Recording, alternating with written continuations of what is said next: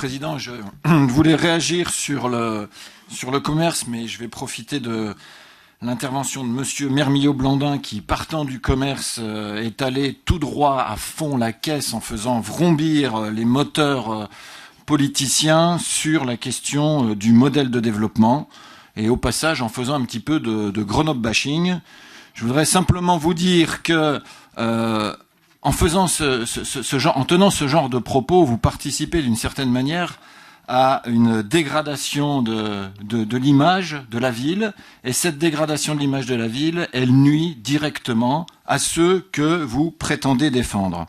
Alors, peut-être simplement sur le modèle du développement, alors oui, pourquoi pas un débat, il faudra que nous ayons un débat sur ce modèle de développement, mais ce débat devra tenir compte de mouvements beaucoup plus larges que ceux qui s'opèrent au niveau de nos villes ou au niveau de la métropole, car nous sommes dans un monde qui change, et nous sommes dans un monde qui change de manière radicale, peut-être à une vitesse comme nous ne l'avons jamais vécu dans l'histoire de l'humanité, et avec des mouvements aussi qui s'opèrent et qui sont quasi anthropologiques.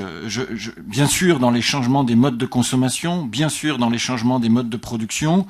Nous sommes à une période où ce qui était abondant, les matières fossiles, devient rare, à une période où ce qui était rare, l'intelligence, la connaissance, notre capacité de communication devient abondant, et nous devons nous servir de ces paradoxes apparents, de l'ensemble de ces facteurs pour dialoguer et discuter, pour établir un nouveau modèle de développement, mais pas en partant simplement et uniquement des commerces et d'un certain nombre d'aspérités qui sont bien importantes aussi à étudier. Sur la question des commerces, je voudrais, au nom de mon groupe, nous féliciter de la qualité du travail, de la qualité de l'animation conduite par les services, bien entendu, conduite par Guy Julien, qui a eu une oreille attentive, qui a écouté, qui a pris en compte les questions et les considérations, les préoccupations de chacune des communes. Et c'était pas toujours forcément très simple.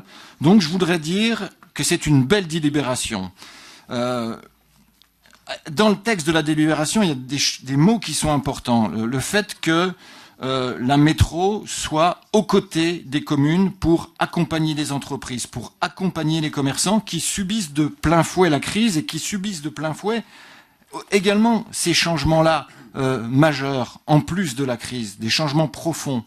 Et donc, nous sommes, nous aussi, à côté des commerçants. Nous avons le même objectif que les commerçants, en tenant compte, bien entendu, des questions qui sont soulevées par le débat sur le modèle économique. La situation de certains commerces est parfois très difficile. Je les croise tous les jours. Je sais que certains commerces ont du mal à finir le mois, ont du mal à sortir des salaires dans certains cas. Et c'est lié aussi beaucoup au prix des loyers.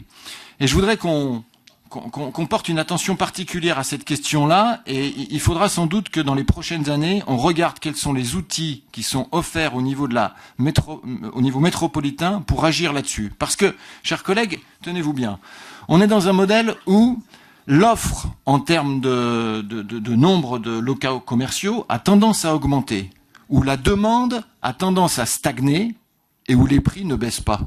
Si on était dans une économie de marché classique, quand l'offre augmente, quand la demande stagne ou diminue, les prix diminuent. C'est pas le cas. Pourquoi? Il va falloir qu'on se pose la question et qu'on regarde quels sont les outils qu'on pourrait mettre en place. Le deuxième aspect de la délibération, qui est une belle délibération que nous trouvons important, c'est celle qui permet de veiller à l'équilibre de l'offre commerciale.